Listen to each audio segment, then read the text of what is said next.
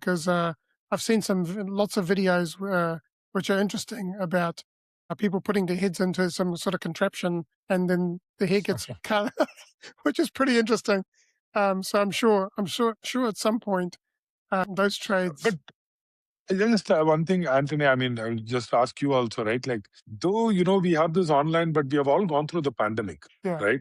And the moment, things eased out, I think there is still a need to go have, your local communities and have those connections, sit with your friends. I think yeah. I feel that it's a balance. Well, one of the needs of human beings is to be part of a community Yeah. and is to have human connection. So I don't feel that human connection's ever going to go away, right? Oh. And I think you're right in what you said before about salespeople, because you need that sales force to be able to communicate with people. But the back end stuff that always gets left behind, like they'll go, I'll do that later, and then later comes Right. later and later and later. That kind of stuff could be automated from the word go. Like for Right. example, I had some work done by a plumber last week, and it took him, I think, about maybe 3 or 4 days, and my house was being settled, so I sold the house, and today is a settlement date for me,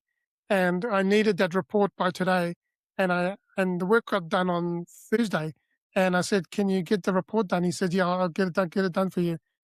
Came Thursday, I reminded him, and then I said to him, "Well, we need it by Monday," and on Sunday night he did it, but like he could have taken photos and AI could have translated that into, and then being able to create, he could just speak into chat and say, this is what we've done, write the report. And then most of the content is there.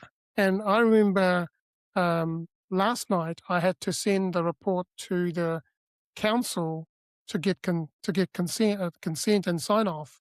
And I was going for a walk around the block. And what I did is I got ChatGPT and I said, hey, I don't have the time to write all this down. I'm just going to dictate it. I want you to write it in my tone and my word. And so I explained what I wanted to say. By the time I got home, it was already done.